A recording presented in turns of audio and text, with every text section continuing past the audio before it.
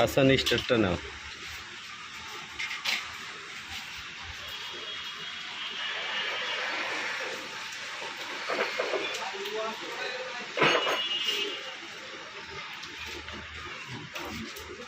আমরা চেক করার পরে বুঝতে পারলাম গ্যাসের সমস্যা আছে,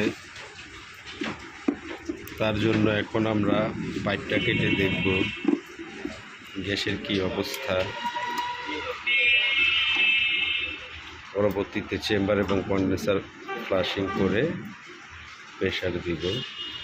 বিশেষ করে এই ধরনের ফ্রিজগুলো ফিল্টারের এই অংশ, এই ঝালাইটাতে লিক থাকে, কিন্তু এটা এখনো এই ধরনের কিছু হয় নাই। তবে দেখতে পারতেছেন যে এটা আসলে কেমন জং হয়ে গেছে।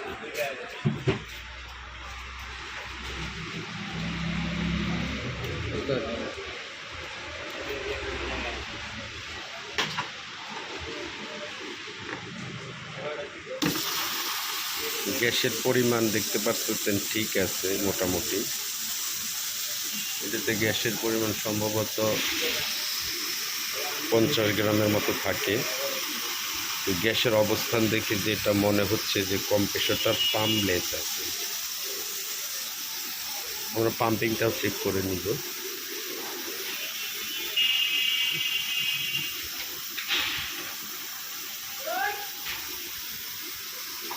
তুমি এটা ধরো ভিডিও।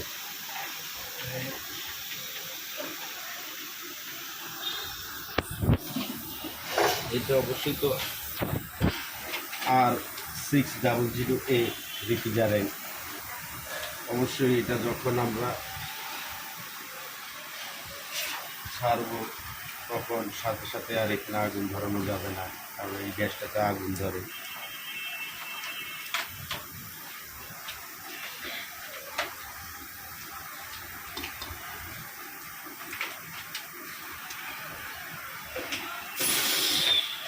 পাম্পিং লেস আছে,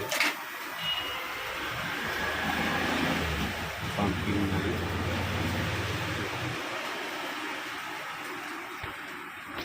পাম্পিংটা বোঝার জন্য আমরা ডিসচার্জ লাইনে ইউনিয়ন কানেকশন করব এবং প্রেশারটা চেক করব, যার কারণে আগে কম্প্রেসরটা আমরা অফ করি।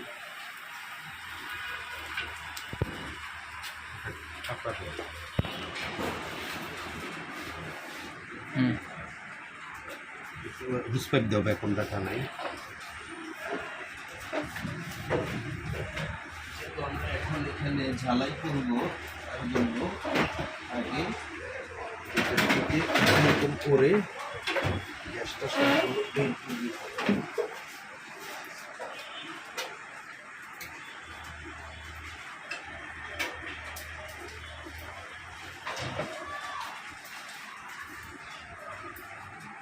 এই এক মাথা কাটা আছে বুঝতে পেরে।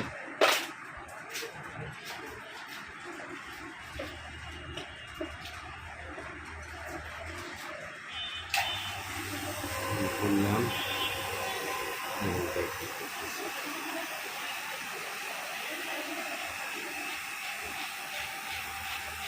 পাম্পিং চেক করার জন্য যে ইয়াটা বানাইছি 316 দিয়া, ওই পাইপটা নাও। কি গরমত করছে দেখছেন, এক ঘন্টা মধ্যে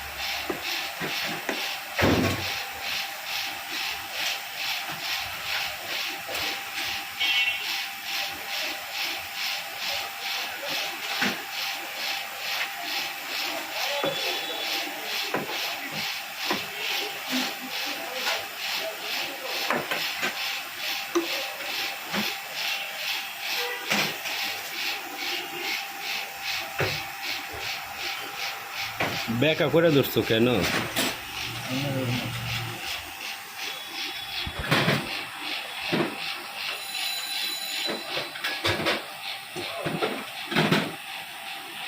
এটা ধরো, এই এদিকে হয় একজন, এটা ধরো এই জায়গা চাপ দিয়ে।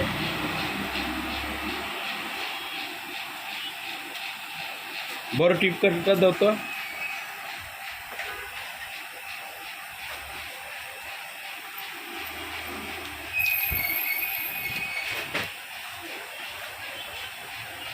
এটা বিক্রি করো।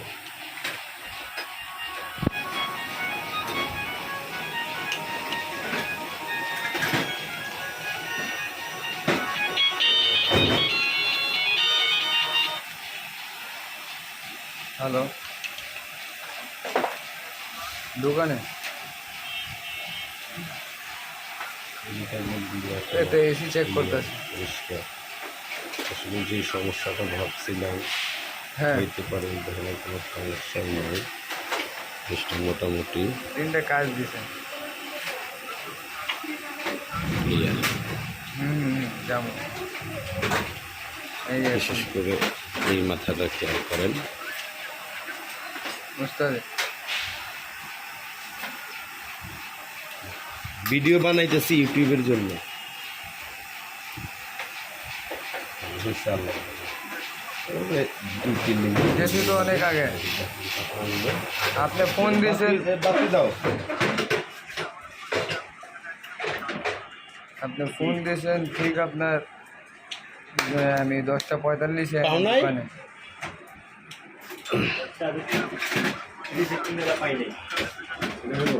না এখানে না 316 পাইপ দাও, 316 পাইপ কাটাও শর্ট।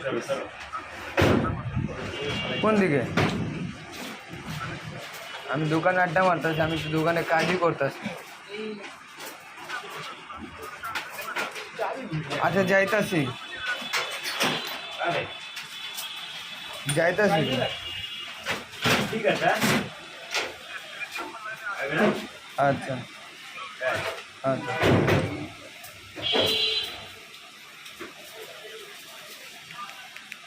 কাজে গেছেন। যাও কাজে যাও। এটা ওইটা ইয়ে সাজিদ দিয়ে দাও, ওই সাজিদ ভিডিও করো, ওইটা ধরো, অফ করো না আবার। এটা কি করতেছেন উস্তাদ?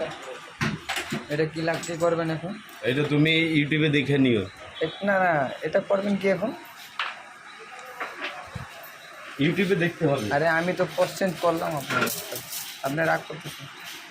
আমি রাগ করতেছি না, তুমি কোশ্চেন করছো, এটা তো আমি ইউটিউবে দেওয়ার জন্য সার্চ, ইউটিউবে দেখো।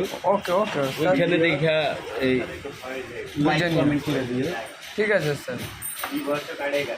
अच्छा हम चाबी भूल गया तुम का माने कितना बजे आया? उस्ताद उठते उठा दे दृष्टि पत्र जोरे মানে কয়টার দিকে উঠছে? 11টা আচ্ছা ভালো করছে। এই ওর কাছে দাও। এই রাকিব গ্যাস জ্বালায় রিয়াদ দাও। बाकी হ্যাঁ ম্যাচ কোথায়? ম্যাচটা দাও তো ওই গ্যাস জ্বালাইটা একটু ভিডিও করো। ওই ছিল ভিডিও করে রাকিব কেমনে খুলতেছে। मैं टाइट हूं भाई ऐसे लागे कोई अबे আমি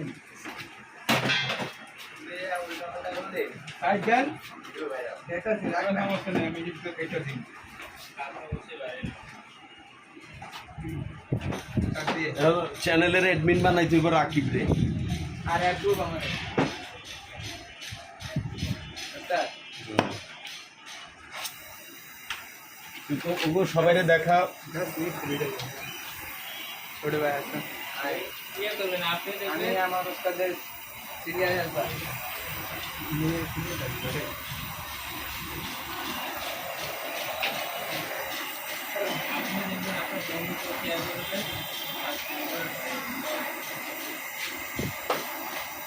এখন আমরা চেক করব pumping.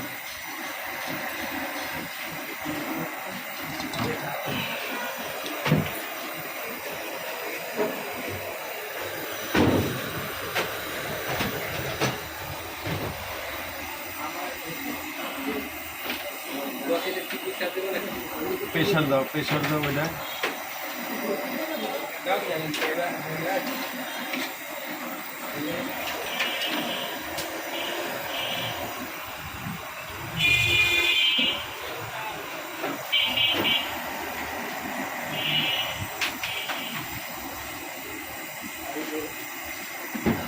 Bleeding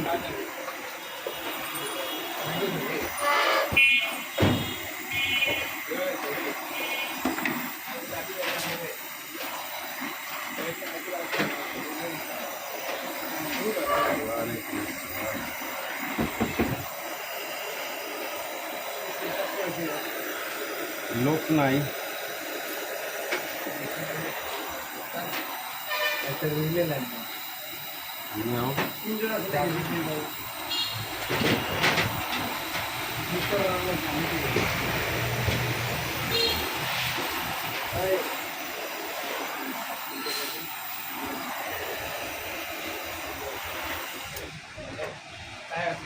Rakib, low pressure মিটারটা দাও, একটা হুস পাইপ দাও, কালো যে সফট এই লাল যে সফট হুস পাইপটা আছে ওইটা দাও।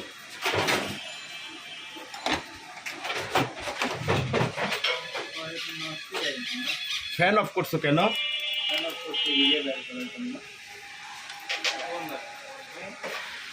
চাবি পাইলি করে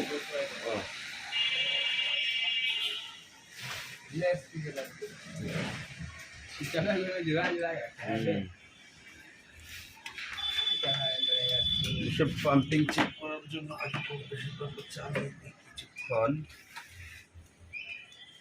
কিছুক্ষণের মধ্যেই চালু হয়ে যাবে। আমরা শাটন লাইনটা এখনো খুলিনি, শুধু চার্জিং লাইনটা খুলছি।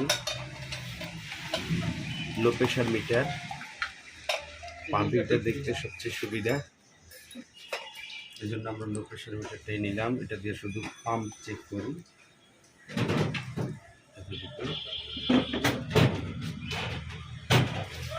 আর আমাদের অবশ্যই গ্যাস চার্জের প্রসেসটি একটু অন্যরকম, আপনাদেরকে দেখাবার সময়। আমাদের গ্যাস চার্জের 150 এতক্ষণ ভিডিও বানাইতেছি 150 করে, আমি তুমি দিবা 200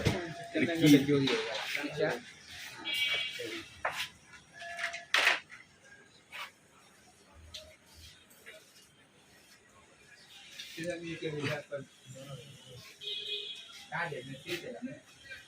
যা যা যা, তুই ইউটিউবে ভিডিও দেখে নিস, তাইলে লাইভ শিখা লাগবে না।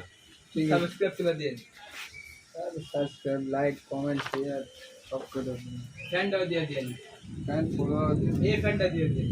আমি ফেসবুকে রানিং আছে, দেখাও ফ্যানটা রানিং, কম্প্রেসরও চলতেছে।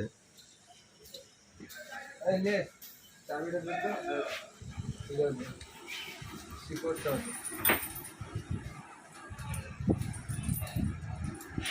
আমাদের টেকনিশিয়ান আছে ভাই বাবু করে দিন। আচ্ছা টেকনিশিয়ান করে না, তুই ওই দিক দিয়ে ইয়েতে যায়, রিক্সা দিয়ে যায়, বাইকটা নিয়ে তুই বাড়িয়ে যাবি। পাম্পিং চেক করার সময় অবশ্যই আগে ফ্রিজটারে 5-10 মিনিটের জন্য চালাইতে হবে, যেন এটা কি কারণে, এটার জন্য আলাদা একটা ভিডিও বানানোর প্রয়োজন আছে, কেন এটা করতে হবে। স্বাভাবিকভাবে একটু মনে রাখলেই হবে।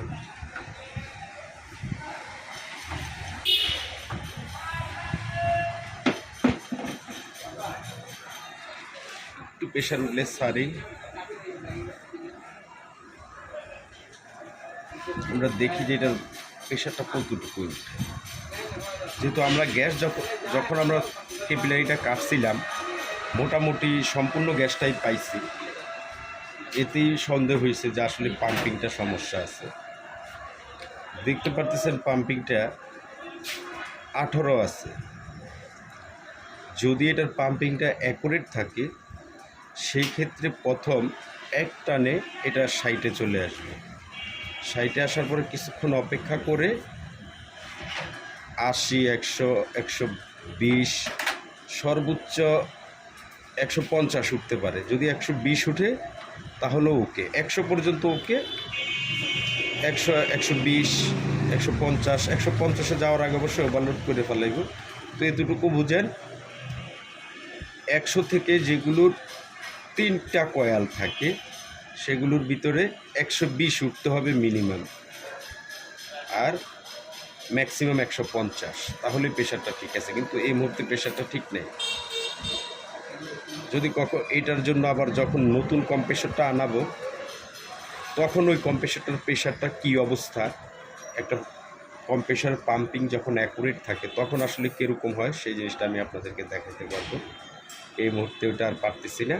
তো এতটুকু দেখেন যে এটার পাম্প লেস, যার কারণে সে আসলে 17-এর উপরে উঠতেছে না। এইভাবে লিনিয়ার কম্প্রেসরগুলো চেক করতে হয়। আর এই পাম্পিংটা চেক করার আগে কেন এটা 5-10 মিনিট চালাইতে হয় সেই সম্বন্ধে আমি পরবর্তীতে একটা ভিডিও বানিয়ে আপনাদেরকে দেখাবো সেটা। তো সেটার জন্য আলাদা একটা ভিডিওর প্রয়োজন আছে। দেখতে পাচ্ছেন প্রেশার কিন্তু নাই, 17, টোটালি পাম্পলেস নাই।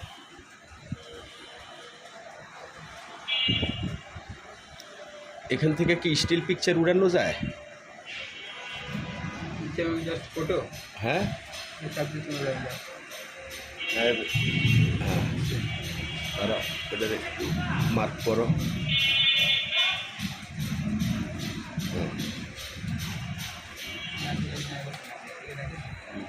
এটার পাম্পিং লেস আছে, যাই হোক এতটুকুই বুঝতে পারলেন যে এটার পাম্প নাই। এখন হচ্ছে যেহেতু পাম্প নাই, আমরা কন্ডেন্সার এবং চেম্বার ফ্লাশিং করে রেখে দিব। কম্প্রেসর আনার পরে কম্প্রেসর ফিটিং করবো, গ্যাস চার্জ করবো। আপাতত এই পর্যন্ত।